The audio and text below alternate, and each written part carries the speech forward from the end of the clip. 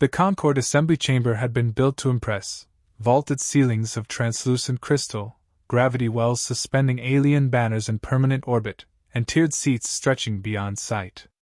Every species of the coalition was represented here, and at its center stood Commander Elara Vey. Alone. The light concentrated on her, as if the chamber itself wanted to highlight her isolation. Before her, elevated on a throne carved from obsidian, sat High Chancellor Valen Drac, his scaled frame draped in regalia woven from the silks of conquered worlds. His voice was heavy with disdain. "Kneel, Commander. Do what your kind does best. Submit, and be spared the fate you tempt." The silence that followed was more suffocating than any roar. Thousands of eyes, compound and single, glowing and dark, waited for her to fold. For centuries, humans had folded. Elara's jaw tightened. She remembered the faces of those lost, the brother cut down in a peacekeeping action, the starving miners left without Concord aid, the humiliated delegates forced to sign one compromise after another. Patience had kept humanity alive. Patience had broken them in quiet ways. But patience was gone now. Her voice was steady. No. It was not shouted. It did not need to be. The words struck the chamber like a blade against glass. Delegates flinched, some jeered, others exchanged startled whispers. Valen leaned forward, his slit-pupilled eyes narrowing. "You are one soldier. A commander of nothing. Do you presume to speak for your entire species?" Elara's gaze did not waver. "I presume to speak for myself. And for all who will no longer bend." Gasps rippled outward. In that single defiance, she had broken protocol, defied the Chancellor, and shattered the long-standing image of humanity as obedient servants of the Concord. The Chancellor's voice turned cold. "Then know this, your insolence will cost your people dearly. Sanctions will fall on Earth and her colonies. Supplies will wither. Your fleets will be dismantled. If you wish for survival, you will kneel." She did not answer. Silence, this time, was her reply. A silence that declared humanity's refusal louder than any tirade. Back on Earth, her return was met with chaos. News of her defiance had already spread through every network, each clip replayed endlessly. Crowds gathered outside the Terran Council chamber, some chanting her name, others screaming that she had doomed them all. Inside, the council was no less divided. Councillor Wren, pale and sweating, slammed a fist against the table. "Do you understand the magnitude of your action? Billions will suffer because of a single word." Elara stood before them, still in her fleet uniform, shoulders squared. Billions were already suffering. That word was the only answer left. Another councillor, Marek, shook his head. "You risk extinction. Do you believe humanity can defy the Concord? Their fleets blot out the stars. They are powerful, yes," Elara said. "But power without respect is brittle. They never feared us because we never forced them to. Today, that changed." The chamber erupted in overlapping arguments. Some echoed Marek's fear, others admitted grudging admiration. Wren finally snapped. "What do you propose, Commander? War? You'd sacrifice humanity for your pride?" Elara's expression hardened. "Not pride. Dignity. Survival without it is slavery." That night, as Earth spun beneath the glow of alien warships enforcing the first sanctions, Elara stood alone in her quarters. She touched the old photograph of her brother, eyes bright in a world that seemed simpler. He had died during an arbitration, killed by Concord soldiers while defending unarmed colonists. The Concord had called it unfortunate collateral damage. His death had taught her patience was a leash. And now, she had cut it. A knock pulled her from memory. Captain Reinhold, young and still carrying the raw fire of idealism, entered. "Commander," he said, lowering his voice, "people are rallying. Your stand, it lit something. There are riots on Mars, protests in the Belt, even whispers from colonies outside Concord space. They're saying humanity finally has a spine." Elara studied him. "And you, Holt? Do you think we've doomed ourselves?" He grinned, though his eyes betrayed the tension. We've been doomed for centuries. At least now we can fight back. For the first time in weeks, Elara allowed herself a small smile. Then fight we will. The Concorde's response came swiftly. Blockades formed around trade routes, alien ships boarding human freighters, food and medicine seized. For redistribution. Colonies screamed for aid, and the council pleaded for submission. But the image of Elara standing unbent in the assembly could not be erased. It had been broadcast, dissected, replayed until it burned itself into the collective consciousness. In distant markets, alien merchants whispered, the humans refused. Among oppressed species, quiet hope stirred. If the weakest could stand, perhaps others could follow. Back in orbit above Earth, Elara convened her officers aboard the flagship Resolute. Faces hard, eyes weary, they listened as she spoke. The Chancellor believes he has broken us. That hunger will make us kneel where fear did not. He underestimates what humanity does at its breaking point. We do not shatter. We fight. One officer asked the question that lingered in every mind. Commander, if we fight, we may lose everything. Elara's voice was calm, unwavering. If we do nothing, we lose ourselves. Better extinction than chains. A heavy silence followed. Then Holt rose, fist clenched. Then let the Concorde come. They'll learn what it means to push humanity too far. The others followed, voices low at first, then louder, until the room resounded with a single word, asterisk. Defiance. Asterisk. In the Concorde capital, Valen Drac received reports of unrest spreading through human systems. His claws tapped against the arm of his throne. Send more ships. Crush their convoys. Strangle them until they beg. His aide hesitated. Chancellor, some species are watching closely. If the humans endure. Valen's eyes burned. They will not endure. They are fragile, insignificant. One defiant soldier does not change the order of the galaxy. But deep in the cold silence of space, humanity had already changed. A single word had cracked the edifice of fear that bound them. And once a crack begins, even the strongest walls fall. The day ended with Elara gazing out at the stars. Somewhere beyond those pinpricks of light, the Concorde waited with fleets vast enough to erase her species. And yet she felt no dread. For the first time in generations, humanity stood tall. And the galaxy would remember. The blockade began with silence. No warning shots, no declarations of war. Only the sudden presence of Concorde warships drifting above every human trade route. They lingered like vultures, wings spread across the stars. Cargo freighters attempting to slip through were boarded, stripped, or destroyed. Within weeks, shortages gripped Earth and her colonies. Shelves emptied, fuel rations tightened, and whispers turned to shouts in the streets. Commander Elara Vey walked through the corridors of Resolute, her boots echoing against metal that felt heavier with each day of isolation.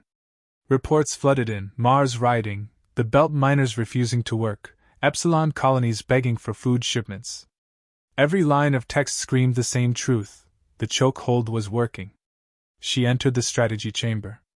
A dozen officers waited, faces drawn and grim. Captain Rian Holt was already standing by the display, his voice raw from another late-night argument with the council. They want us to submit, Holt said. Their message is clear: hand you over, dismantle our fleets, and humanity will crawl back into its cage. Some on Earth already want to accept.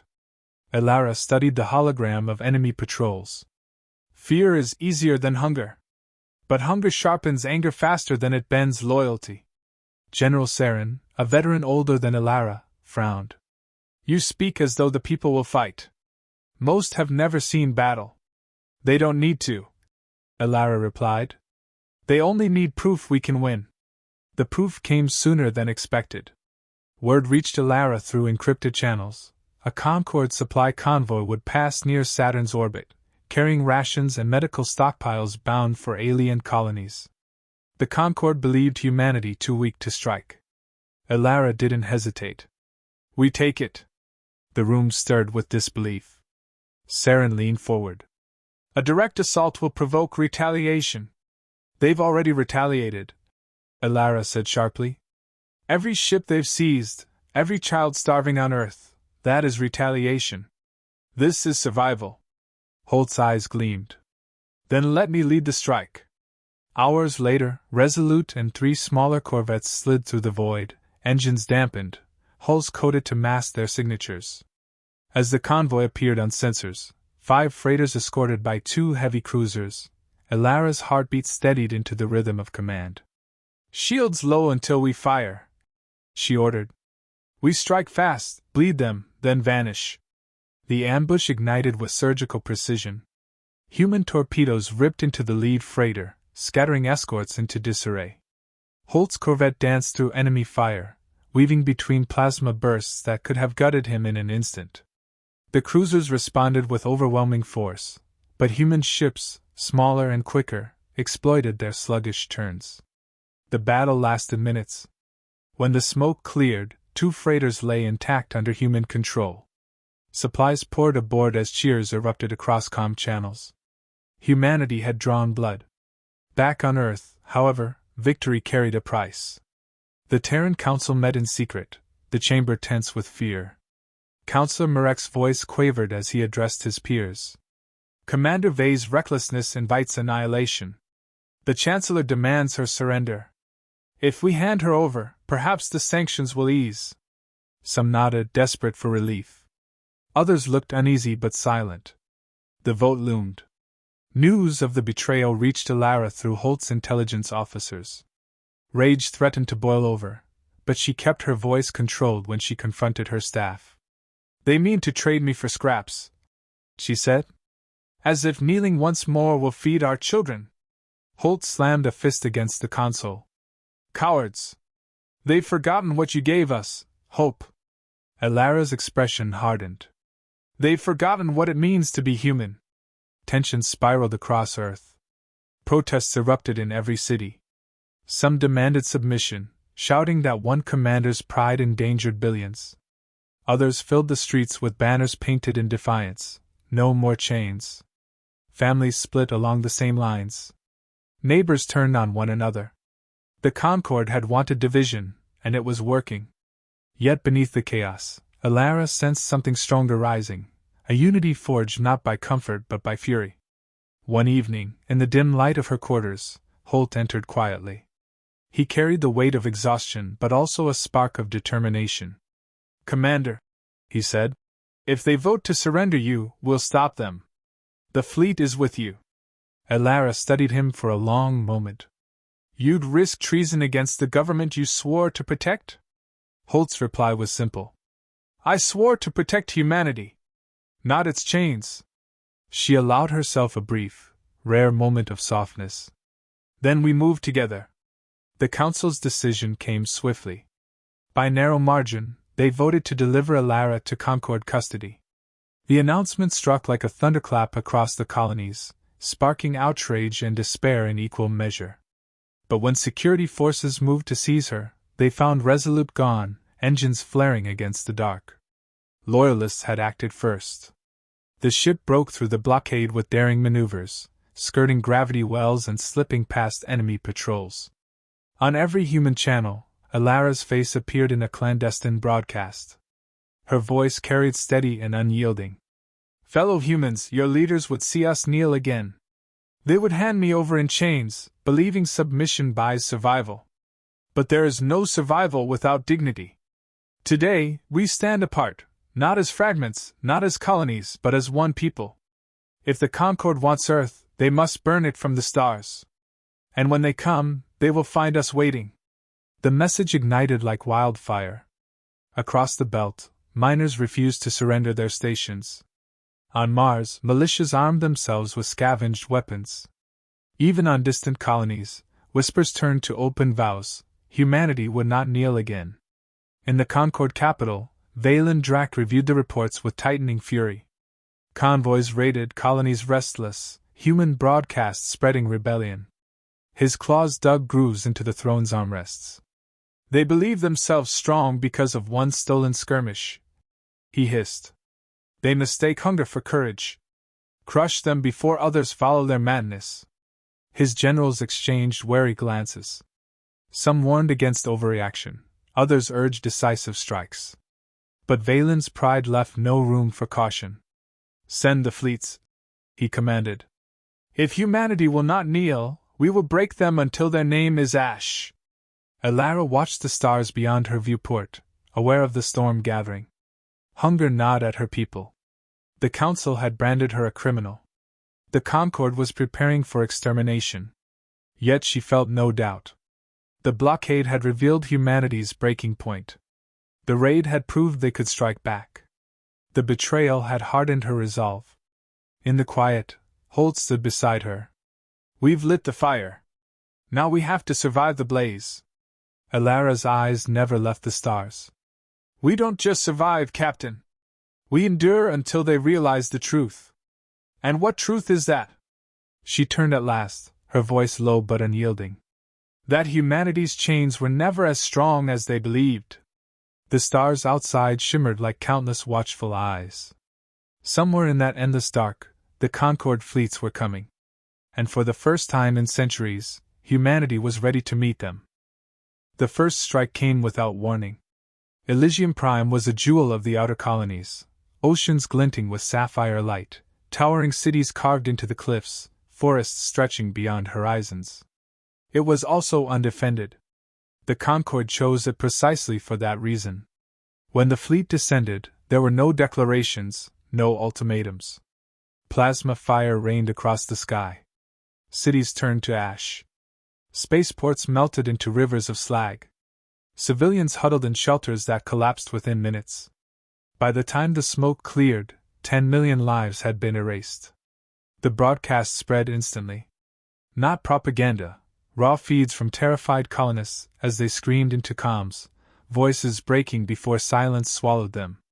Images of burning seas and charred towers carried across every channel. On Earth, people wept in the streets.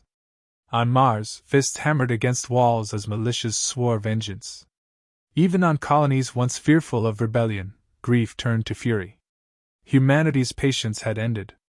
Aboard Resolute, Elara stood before the recording, her face lit by the dying flames of Elysium Prime. No one spoke in the chamber. Some officers sat rigid, others covered their faces. Captain Holt's fists trembled at his sides. "They wanted fear," Elara said quietly. "Instead, they've given us unity." General Saren's voice cracked. 10 million dead, Commander. What unity can justify that?" Elara met his eyes. "The kind that ensures it never happens again." She straightened, her tone carrying to every ear in the room. "Transmit to every colony, every station, every ship still flying. This massacre was meant to break us. Let it forge us instead." Holt's voice joined hers, louder, fierce. "They will remember Elysium Prime as the day humanity rose." Within hours, her message swept across the network. Miners on Ceres welded cannons to their rigs. Martian militias drilled in abandoned tunnels. Farmers on Titan sent food to resistance outposts despite blockades. Even scattered colonies, once silent, pledged aid. For the first time in history, humanity spoke with one voice. Elara convened her war council. Around the table, holograms of fleet captains flickered, men and women who had once doubted, now resolved. Maps of the solar system hovered above, dotted with enemy patrols. "We cannot outmatch their numbers," Saren warned. "If we meet them in open battle, we will be annihilated." Elara nodded. "Then we don't fight their war. We fight ours." She gestured to the map, lines tracing through asteroid belts, gravity wells, forgotten stations. Ambushes. Raids. Sabotage. Every time they reach for us, they bleed. Every victory, no matter how small, becomes a message: humanity does not yield. Holt leaned forward. "We turn survival into fear. We make them think twice before every strike." Elara's eyes narrowed. "Not just think. We make them dread the cost of touching us." The opportunity came swiftly. A Concord fleet entered the asteroid belt, confident in its size. 20 warships advanced, seeking to crush human resistance rumored in the region. Elara committed half her fleet, too small, too fragile. But she had the terrain. Resolute slipped through the dense rocks, sensors masking her approach. Smaller human ships clung to asteroids like barnacles, engines cold until the signal came. The Concorde moved deeper, plasma cannons blasting indiscriminately to scatter the debris. They expected panic. They found something else. No, Elara ordered. Hidden mines detonated, ripping through enemy shields. Human ships ignited their drives, weaving between rocks the Concorde vessels lumbered to avoid. Torpedoes struck engines, turning cruisers into drifting hulks. Holt's corvette darted through gaps so narrow it scraped hull plating, spewing fire against enemy carriers. The battle raged with ferocity unseen in generations. Human losses mounted, ships shattered, crews silenced. Yet every sacrifice crippled a larger foe. Hours later, the Concorde fleet limped from the belt with half its strength gone. Humanity had won. On Resolute's bridge, cheers burst as the last enemy ship retreated. But Elara did not smile. Her gaze swept the empty stations where officers had once stood, chairs now unoccupied. "We celebrate, yes," she said at last. "But never forget the cost. Every victory we claim must be carved from our own blood." Holt, face streaked with sweat and soot, stood beside her. "Still, Commander, they'll remember this. The galaxy will." And indeed, the galaxy trembled. Reports reached the Concorde capital of riots on alien worlds long subdued. Small species, once silent, now defied garrisons. "The humans resisted," they whispered. "Why can't we?" Chancellor Valen Drax seethed as he read the dispatches. His claws dug into the throne's arms until the stone cracked. "This infestation," he growled, "spreads like disease." His generals shifted uneasily. One spoke with caution. "Chancellor, crushing them has emboldened others. Perhaps restraint." "Restraint?" Valen roared. "Elysium was not enough. Then we will show them extinction. We will scour humanity from the stars." Elara received the intelligence days later. Concorde fleets gathering, numbers beyond comprehension. The storm she had warned of was coming, greater than anything humanity had faced. Yet she did not falter. Standing before her crew, she spoke with quiet resolve. "The galaxy believed we would kneel until the end of time. At Elysium, they tried to shatter us. At the Belt, we proved we will fight. Whatever comes next, know this, we do not stand alone. Every eye is watching. Every voice is whispering. If humanity endures, we light a fire the Concorde cannot extinguish." Holt raised his head, exhaustion replaced by fierce pride. "Then let them come. We've broken before, Commander, but never like this. Not in despair. This time, we break our chains." A murmur rose across the bridge, growing louder, a chorus that carried through the ship and into the fleet beyond. Defiance. Defiance. Defiance. As the stars stretched infinite before them, Elara's thoughts returned to Elysium Prime, the burning seas, the silenced voices. She carried their memory like a blade in her chest, sharpened to a point. The Concorde had made its greatest mistake. In trying to break humanity, it had given them the one thing they had never possessed in unity, a reason to fight to the last. The galaxy would remember Elysium. And the galaxy would learn what happens when humanity finally reaches its breaking point.